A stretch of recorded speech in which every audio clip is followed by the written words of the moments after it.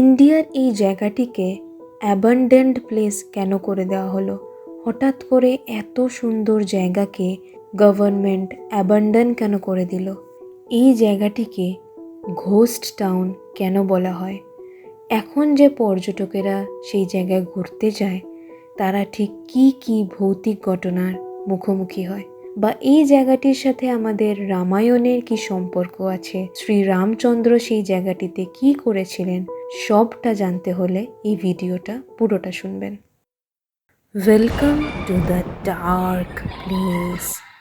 আজকের এই ভিডিওতে তোমাদের সবাইকে স্বাগত। তোমরা আমার আগের ঘটনাগুলো শুনতে পারো নিচের দেওয়া চ্যানেলের লিঙ্কে গিয়ে। ঘটনাটি পুরোটা শুনবে, ভালো লাগলে লাইক করবে ও কমেন্ট করে জানাবে। আর এরকম আরও সত্যি অলৌকিক বা ভৌতিক ঘটনা বা কোনো জায়গার অজানা কিছু ভয়াবহ ইতিহাস বা নানান আরবান লেজেন্ডসের ব্যাপারে শুনতে হলে সাবস্ক্রাইব করে আমার পাশে থাকবে। আজ আমি তোমাদের যে জায়গার ব্যাপারে ঘটনা শোনাবো সেটা ইন্ডিয়ার খুবই চর্চিত একটা জায়গা, the ghost town of India. এই ব্যাপারে তোমরা অনেকেই শুনেছ, আবার অনেকেই এখনো জানো না। সেই ঘোস্ট টাউনে ঘুরতে গিয়ে কি কি এক্সপিরিয়েন্স করে লোকেরা, আর তার পিছনে থাকা যে সত্যি ভয়ঙ্কর পাস্ট আছে, আজ আমি তোমাদের সেটাও শোনাবো। এই ঘোস্ট টাউনের কথা কিন্তু আমাদের পৌরাণিক গ্রন্থ রামায়ণেও উল্লেখ আছে, এবং এর পিছনে থাকা কিছু ঘটনা আমি ডিটেলসে বলবো আজ। এক সময়ে যে জায়গা এত প্রাণোচ্ছল, এত সুন্দর, এত মানুষজনে ভরা ছিল, সেই জায়গা এখন যেন খাঁ খাঁ করে। চারোদিকে ফাঁকা, কোনো মানুষজন কোনো দিকে নেই, পরিত্যক্ত হয়ে পড়ে আছে এক কোণে। আশা করি তোমরা সকলেই আন্দাজ করে ফেলেছো আমি কোন জায়গার কথা বলছি। চলো তাহলে আর দেরি না করে শুরু করা যাক। তামিলনাড়ুর রামেশ্বরমের 20 কিলোমিটার দূরত্বে পাম্বন আইল্যান্ডের একদম দক্ষিণ বিন্দুতে এবং শ্রীলঙ্কার তালাইমান্নারের 30 কিলোমিটার দূরত্বে অবস্থিত একটি সুন্দর ছোট্ট শহর। তার একদিকে খরস্রোতা ইন্ডিয়ান ওশান আর একদিকে শান্ত বে অফ বেঙ্গল মহাসাগরে ঘেরা। দুই মহাসাগর বে অফ বেঙ্গল আর ইন্ডিয়ান ওশানের গালফ অফ মান্নারের সঙ্গে সঙ্গম হয় এই জায়গায়। তামিল ভাষায় যাকে আরিচল মুনাই বলে, যার অর্থ ইরোশন পয়েন্ট অর্থাৎ ক্ষয় বিন্দু। সেই শহর থেকে যত দূর চোখ যাবে শুধুই নীল আর নীল, মনে হবে যেন জল আর আকাশ একসাথে মিলেমিশে একাকার হয়ে গেছে। আপনার দৃষ্টি যতই তুখর হোক না কেন, আপনি কোনো দিকে কোনো কুল কিনারা খুঁজে পাবেন না। মনে হবে পৃথিবীর যেন একদম শেষ প্রান্তে এসে দাঁড়িয়েছেন। এরপর আর কোনো জমি নেই, শুধুই জল আর জল। সাগর সঙ্গমের এই জায়গায় স্নান করা বা ডুব দেওয়া খুবই পবিত্র বলে মনে করা হয়, কারণ সেখানে বে অফ বেঙ্গল এবং ইন্ডিয়ান ওশান দুই মহাসাগরের মিলন হয়। এই অদ্ভুত সুন্দর শহরটির নাম হলো Dhanushkodi, the last land of India. আশা করি বুঝতেই পারছেন লাস্ট ল্যান্ড কেন বলা হয়। ইন্ডিয়ার ম্যাপটা যদি একটু মনে করেন তাহলেই বুঝতে পারবেন একদম নিচের দিকে, মানে একদম দক্ষিণে যেখানে ইন্ডিয়া শেষ হচ্ছে আর মহাসাগরের ঠিক ওপারে শ্রীলঙ্কা, সেই মাঝের অংশতে একটি সরু ফালি যা ইন্ডিয়াকে শ্রীলঙ্কার সাথে যোগাযোগ করায়, তা হলো ধানুষকোডি। এবার ভেবে দেখুন তো, সেই সরু ফালির চারিদিকে শুধুই জল আর জল। ইন্ডিয়ার একদম শেষ প্রান্তে অবস্থিত, এবং তার সাথে সেই ভয়ঙ্কর এক মর্মান্তিক দুর্ঘটনা আর রামায়ণের সেই পৌরাণিক কথা, সবটা মিলিয়ে এই ধানুষকোডি বেশ রোমাঞ্চকর, এবং এটিকে অভিশপ্ত জায়গা বা ভুতুড়ে শহর বা এরকম নানা নামে ডাকাটা খুবই স্বাভাবিক ব্যাপার। এই ঘোস্ট টাউনে ঘুরতে গিয়ে কি কি প্যারানর্মাল অ্যাক্টিভিটিস এক্সপিরিয়েন্স করেছে মানুষেরা, সেই ঘটনাগুলো এবার আপনাদের শোনাবো। ধানুষকোডি কথাটির অর্থ হল ধানুষ অর্থাৎ ধনুক এবং কোডি অর্থাৎ শেষ বিন্দু, মানে টিপ অফ দ্য বো অর্থাৎ ধনুকের শেষ বিন্দু। এই নামের পিছনে যে কারণ আছে সেটা আমাদের রামায়ণে উল্লেখ আছে। সেই ঘটনার কথাও আমি আপনাদের একটু পরেই বলবো ডিটেলসে। এই ধানুষকোডিতে অনেক পর্যটকই এখন ঘুরতে যায়। কেউ কেউ যায় এর অদ্ভুত সেই সৌন্দর্য অনুভব করতে, আবার কেউ কেউ যায় এই পরিত্যক্ত জায়গার ব্যাপারে শোনা সব ভৌতিক ঘটনা অনুভব করতে। এখনকার দিনে সবাই এই প্যারানর্মাল বা হরর বা অ্যাবান্ডান্ট প্লেসেস নিয়ে খুবই কৌতূহলী থাকে, যার মধ্যে আমিও একজন। যাই হোক, তো এইসব পর্যটকরা হামেশাই যেতে থাকে এই জায়গায়। তাদের মধ্যেই কিছু জনের সাথে ঘটা কিছু ভৌতিক ঘটনা তোমাদের বলি। এই কয়েক বছর আগের কথা, 4 জন বন্ধু মিলে সেই ধানুষকোডির উদ্দেশ্যে রওনা দেয়। ওদের মধ্যেই একজনের নিজস্ব গাড়ি নিয়েই গিয়েছিল ওরা। ওদের মধ্যে 2 জন ছিল ইঞ্জিনিয়ার, একজন সাইকিয়াট্রিস্ট আর একজন টিচার। সেখানে পৌঁছিয়ে এক জায়গায় গাড়ি রেখে তারপর সেখানকার লোকাল লোকের টেম্পো বা জিপে করে যেতে হয় ধানুষকোডি বিচে। তবে রাস্তায় খুবই ধকল হবে, জার্কিং হবে, কারণ বালি পাথরে ভরা রাস্তা, ফলে বুঝতেই পারছেন খুব একটা মসৃণ নয়। সেই ধানুষকোডি বিচে তারা গিয়ে পৌঁছালো। তখন বেলা হয়েছে ভালোই, কিন্তু ভোর থেকে বেরিয়ে সেই বেলা অবধি একটানা গাড়ির জার্নি, অত ক্লান্তি, যত খাটনি সব যেন এক নিমেষে ধুয়ে মুছে গেল 2 সাগরের ঠান্ডা হাওয়াতে। সে যেন এক অন্যতম অনুভূতি। মনে হবে যেন চারিধারে সাগরের জল, বড় বড় ঢেউ ঘিরে রেখেছে আপনাকে, আর আপনি সেই নিরিবিলি এক পরিত্যক্ত জায়গায় দাঁড়িয়ে একা। সেই ধানুষকোডি বিচের সামনে গিয়ে খুবই মজা করতে লাগলো তারা। তারপর সেখানে একটা সাইনবোর্ড ওদের চোখে পড়ল, যেখানে লেখা আছে সেখানে কি কি দেখার জিনিস আছে। Temples, church, railway station, lighthouse, hospital, school আর পোস্ট অফিস। তারপর সেই জিপ ড্রাইভারই ওদের নিয়ে গেল এক এক করে সব জায়গাগুলোতে।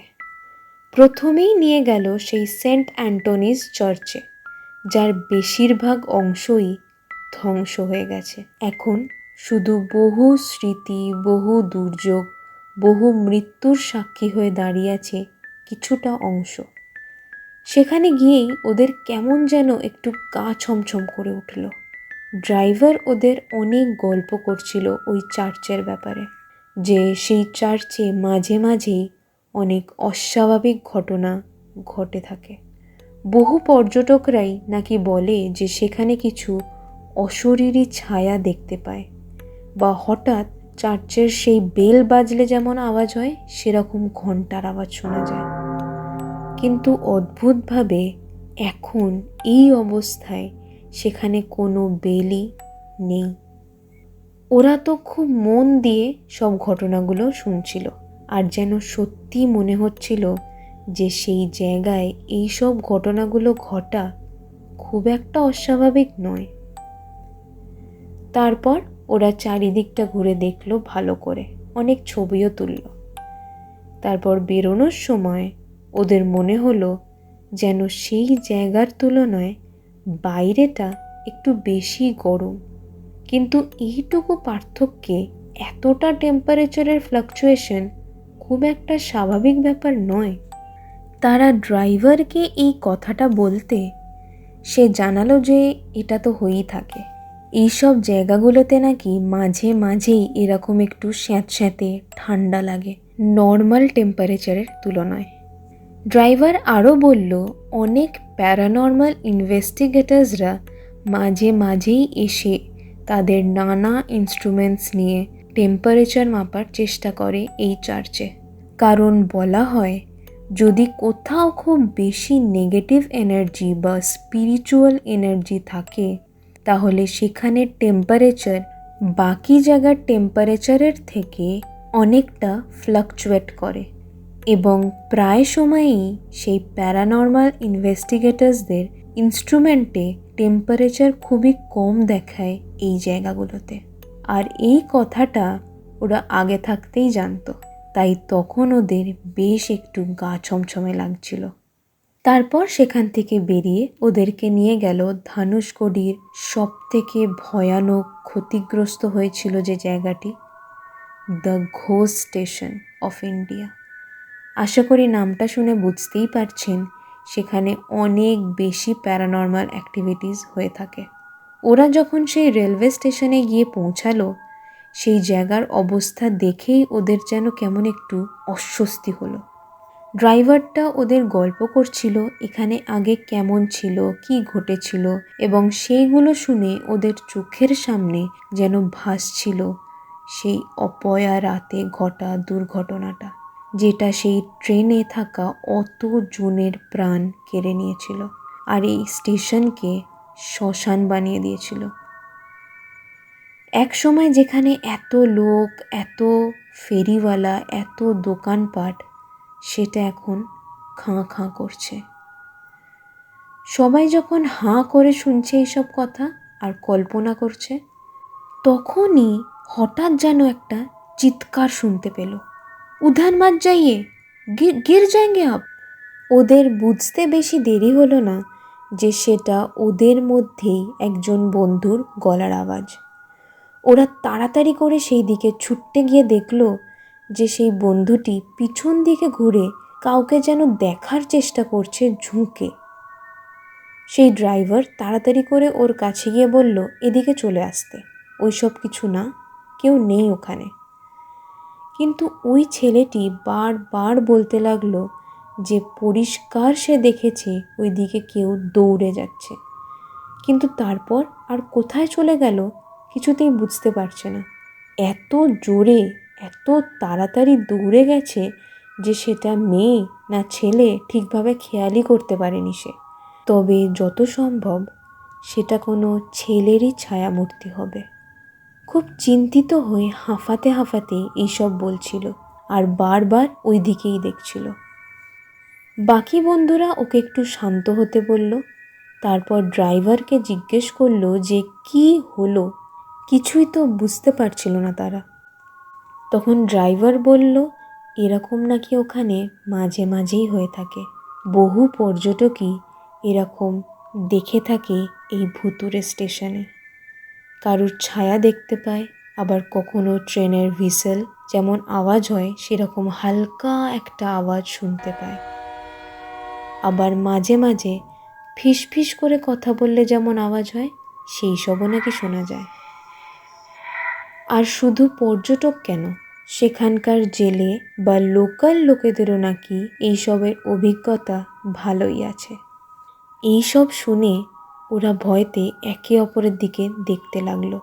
ততক্ষণ সেই বন্ধুটি অনেকটা শান্ত হয়েছে এবং বুঝে গেছে যে তার জীবনে হয়তো এই ফার্স্ট আর হয়তো লাস্ট টাইমের জন্যই কিছু ভুতুরে ঘটনার মুখোমুখি হলো সে, যেটা নিয়ে সারা জীবন সবাইকে গল্প বলতে পারবে।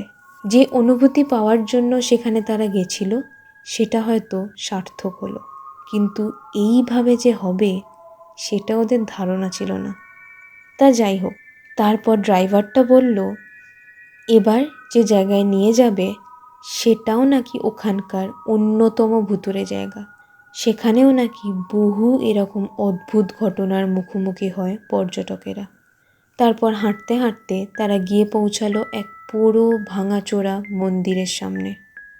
এক সময় যেখানে কত শাঁখ ঘণ্টা বাজতো, কত ধূপ ধুনোর গন্ধে ভরে থাকতো, কত মানুষ আসতো সেখানে পুজো দিত, প্রণাম করত, কিন্তু সেই অভিশপ্ত রাত এই জায়গাকেও ছাড়লো না, শেষ করে দিল সব কিছু। ওরা চারিদিকটা ঘুরে দেখলো ভালো করে, ছবি তুললো, ভিডিও করলো। সত্যি যেন সেই সব জায়গাগুলোয় কোনো অদ্ভুত একটা শক্তি আছে, একটা এনার্জি আছে। গা হাত যেন ভারী ভারী লাগছিল ওদের। তারপর সেখান থেকে বেরিয়ে এসে ড্রাইভারটি নিয়ে গেল সে যেখানে থাকে এবং আরও বাসিন্দারা যেভাবে থাকে ছোট্ট ছোট্ট কুঁড়ে ঘরে সেইখানে। তারপর তাদের ছোট্ট ছোট্ট দোকানে নিয়ে গেল ঘুরিয়ে দেখাবে বলে। ওরা নানা রকম জিনিস বিক্রি করে।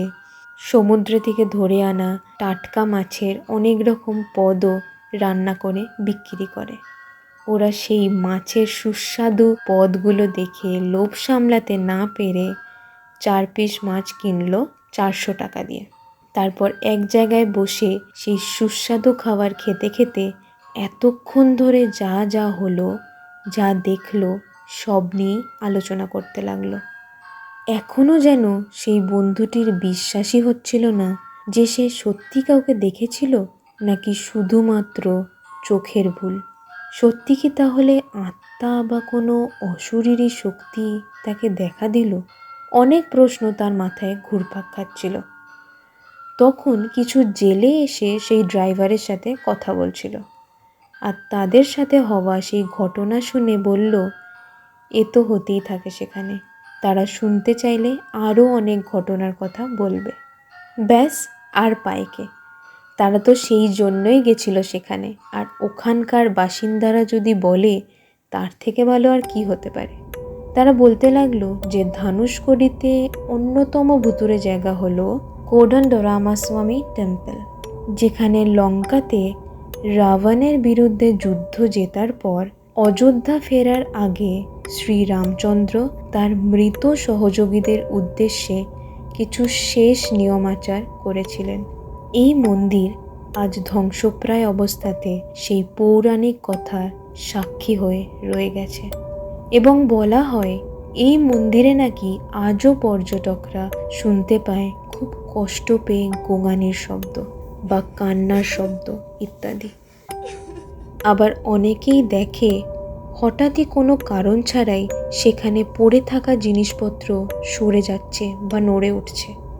কিন্তু এই সব জায়গাগুলোর মধ্যে সব থেকে ফেমাস হন্টেড প্লেস অফ ধানুষকোডি যেটাকে বলা হয় তা হলো দ্য ঘোস্ট স্টেশন, সেই পরিত্যক্ত ভুতুড়ে রেলওয়ে স্টেশন,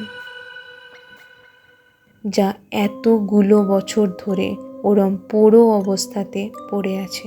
সেখানে এখন আগাছা জন্মে গিয়ে চারিদিকটা কেমন স্যাঁতস্যাঁতে এবং অস্বস্তিকর একটা নিস্তব্ধতা ঘিরে রাখে সেই স্টেশনকে। অত চুপচাপ জায়গায় যদি হঠাৎ কিছু শব্দ হয়, বা ট্রেনের কামরার যেমন ক্যাঁচ ক্যাঁচ শব্দ হয়, বা লোকেরা ফিসফিস করে কথা বললে যেমন শব্দ হয়, সেইগুলো তো স্পষ্ট শোনা যাবেই। সেখানকার বাসিন্দা বা পর্যটকেরা প্রায়ই এইসব শব্দ শুনতে পায় সেই ভুতুড়ে রেলওয়ে স্টেশনে। এইসব শুনে সেই ছেলেগুলো তাদের সাথে হওয়া রেলওয়ে স্টেশনের সেই অদ্ভুত অভিজ্ঞতার কথাও বলল তাদেরকে। এতক্ষণ ড্রাইভারটি চুপচাপ শুনছিল সব। এবার হঠাৎ বলল যে 2 দিন আগেই এক পর্যটকদের সাথে কিছু অবিশ্বাস্যকর অদ্ভুত ভুতুড়ে ঘটনা ঘটেছিল সেখানে। সেই পরিবার তারই গাড়ি করে ঘুরছিল এখানে, কিন্তু হঠাৎ যে অমন হবে কেউ বুঝতেই পারেনি। ওই দৃশ্য যদি চোখে না দেখে তাহলে কেউই বিশ্বাস করবে না। ড্রাইভার নিজেও নাকি সেই দৃশ্য যদি তার নিজের চোখ দিয়ে না দেখত তাহলে কখনোই বিশ্বাস করত না। তারা প্রতিনিয়ত সেখানে এত অদ্ভুত ঘটনা অনুভব করে, এত অলৌকিক ভৌতিক ঘটনার মুখোমুখি হয়, তবে সেই দিনের সেই ঘটনাটা সত্যিই গায়ে কাঁটা দেওয়ার মতো। তারপর সেই পরিবারের সাথে কি এমন ভয়ঙ্কর জিনিস ঘটেছিল, শেষ অবধি কি হলো তাদের, আর এই জায়গায় আসলে কি হয়েছিল বহু বছর আগে, কেন এটা অ্যাবান্ডন্ড প্লেস হয়ে গেছে, এবং পৌরাণিক গ্রন্থ রামায়ণে এই জায়গা নিয়ে কি লেখা আছে, কেন ধানুষকোডি নাম হলো, সবই আপনাদের বলবো এই ভিডিওর পরের অংশতে, পার্ট 2তে। অবশ্যই পুরোটা শুনবেন, এবং বাকি অংশ শুনতে হলে আমার চ্যানেল সাবস্ক্রাইব করে রাখবেন। আজ এই অবধি, দেখা হবে আবার পরের ভিডিওতে দ্য ডার্ক প্লেসে।